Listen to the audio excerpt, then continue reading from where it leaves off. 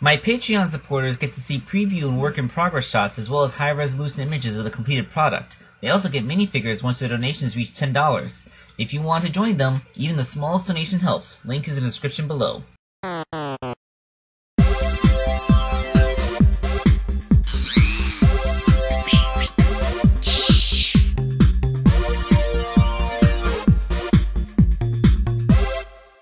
Hey out there, this is Wake Angel 2001 coming at you with a relatively quick custom. Now, I know I don't really talk about this very often, but I am actually a huge fan of anime, especially some of the more classic stuff from the 90s and early 2000s when anime really started to get popular here in America. I also really love angels, you know, the mythological aspect of them. I'm not a religious person, if that's what you're wondering. So, of course, one of my favorite angel characters is Angemon from the Digimon anime. Although, like, they've never really made a toy of him. At least, like, I've never seen any figure arts or anything more recent. So I found this damaged figure from way back in 2001. To get a mint version of him would be like $40 to $60, but I was able to get this damaged one for $12, and I figured, yeah, I can make this into a perfectly serviceable Angemon figure. Now, the problem is that, well, you know what? Let's just do a quick review of the figure itself, and then we'll talk about it. Okay, so here is our Angemon figure. As you can see, he is missing all of his wings, which is also the transformation kibble that allowed him to turn into Patamon. But let's take a quick look at Angemon and what he can do just as a regular figure on his own. Unfortunately, we're going to start off with a major weak point. Them shoulders is pretty darn limited. They're ball joints, but because of the way the shoulders are sculpted, they can't come out. They can only really go forward. But he does have some really sweet double-jointed elbows, which, you know, that's just awesome. That's going all the way up. His hips are also ball joints, but they have much more range in them. They can even kind of rotate, giving him a little bit of thigh swivel, which is all good. He has double-jointed knees that are every bit as capable as his elbows. Well, almost as capable as his elbows. But yeah, that's a really deep bend. There's also ankle joints in there, and he has some big-ass feet, but, you know, I'm guessing that's just the design. And there is rotation, so he has, like, you know, he has, like, a ton of very good, usable action figure posability.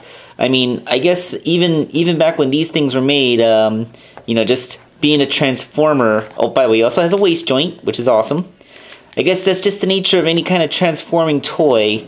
You need joints to transform, and joints are also good for articulation.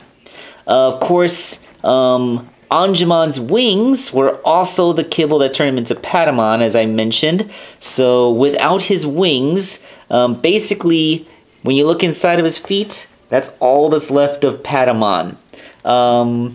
Let's see if I can transform him. So he would have his arms folded up out of the way. His you actually bend the legs backwards like this. Like, you can actually get a deeper bend on his knees backwards than you can forwards. Then you would pull out the front paws come from the feet. The back paws come out from his calves. And then this is the point where his wings would all fold up into a shell, which would become Patamon. So, yeah, you can clearly see that without those wings, there really isn't much to his transformation. He was pretty much just a big old shell former with and that was really only minus of this figure as an Angemon action figure, because from the front you have beautiful angel wings, but from the back you have a split open Patamon, which, you know, that's just kind of creepy looking. So now we're gonna turn this into a proper Angemon action figure. I feel it would only be fair if I quickly showed what the Patamon figure actually looked like when it was fully intact. So there's our favorite hamster with bat wings for ears. It actually looked pretty good. Even from underneath you can see that the shell pretty much completely contains all its kibble, and it's actually a pretty decent Patamon figure all its own. But yeah, like, basically the transformation is pretty simple. You split the shell open, unfold Angemon from inside, and there you go. And with the wings, they put a lot of detail sculpting on the inside surfaces of Patamon's shell to make it look like angel wings, so it's a pretty good looking Angemon. Problem is, from the back, you kind of have a split open Patamon sticking out of some dude's back. It's kind of disturbing, right? It looks like he's just been filleted apart and he's wearing them like a cape. That was the figure's only weakness, the fact that it had to be a Transformer. But I am not bound by that limitation, so let's make this former Transformer into a proper Angemon figure. Alright, so it was a pretty simple task getting the arms, legs, and head off the torso, because they're all simple ball joints and the plastic's relatively soft.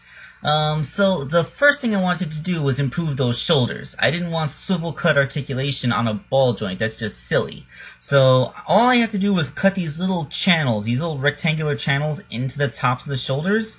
And I know these pictures are really blurry because they're really hard to photograph because it's all white on white on white. So, but yeah, once I cut these little channels out, reattaching them to the body, you can see that, look at that, outwards arm movement. It was really that simple. Makes you wonder why Bandai didn't do it, right? I don't know. Bandai is always messing up with articulation on their figures for some reason or another. And then I knocked the pin out to get the hinges that were the ball joints for the original wings, because here they'd just be getting in the way. And I had to cut off the connection points and sculpt on a new butt to get rid of that kibble thing. Speaking of covering up kibble, I decided to sculpt over Angemon's calves to hide the little Patamon legs that were underneath, and I painted them over. I know the white doesn't look like it matches in the photos, but again, that's just a flash of the camera revealing, revealing differences in colors that the naked eye can't really see. The head was mostly intact, it just had a few scrapes. This is really where most of the paint damage was. The rest of the figure was just a little bit dirty. So after a good cleaning with soap and water, all I had to do was repaint his chin to get rid of a scratch on the nose, and I decided to give his helmet a nice silver paint job so it would look a little bit more, metallic and cool looking. So with the base of the figure itself fixed, now it's time for my modifications, which mostly consists of adding wings. Speaking of which, I have been holding on to these wings for years, waiting for just the right custom project to come along, and finally I found a use for them. In case you're wondering, they come from the Wing Karibo Level 10 toy, which was given away at McDonald's several years ago. Now, the only thing I had to do to the wings themselves was remove those little dew claw things at the tips to make them look, more like Angemon's non-dew clawed wings. And attaching them to the back used these ball joints. These are the same ball and stem joints that I use when I make the ankle pivots on the Omega figures. These are the last ones I had, so next time I make an Omega, I'm going to have to buy more of these.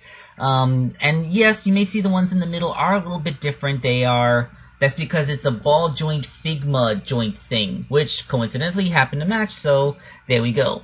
On the figure's back, here you can see it dismantled, I drilled the extra holes to allow 2 more wings to fit on. I had to be very careful to drill them in at the right angle because I didn't want to destroy the internal architecture that holds the torso and waist swivel together, which I managed to not do, thank you. And yeah, here's just what the back looks like without any of the wings attached yet. So yeah. I took a quick picture of just the 2 middle wings attached because those joints were, stuck in with simple crazy glue. I didn't have anything to put in the bottom just yet, and the top ones needed to wait for epoxy to harden so that they could embed themselves into the existing shoulder attachments. But yeah, I just have to wait overnight for some epoxy to harden, and we can take a look at the completed figure. And there he is! The 3rd set of wings is a loaner set. They come from my Pit Figma, and as soon as I finished taking these pictures, I took them back off and put them back on Pit because there's no way I'm sacrificing my precious Pit Figma for one of my customs. Although he was happy to make the loan just so I could, present this video to you. And there's Angemon with all 6 of his glorious wings. Now, because of the double stem ball joint system that's set up, they are very posable, and you can move them around so that he can suit any position. By the way, his right arm has a wrist swivel. I don't think I mentioned that, but it doesn't really come up here very much. And yeah, that is Angemon. One of my favorite Digimon. I don't think I have a favorite Digimon, but I definitely have a top 5, and Angemon is one of them. So yeah, there you go. A little bit of the fandom that you didn't know I was into, but now you do. This is Wake Angel 2001, and I'm signing off.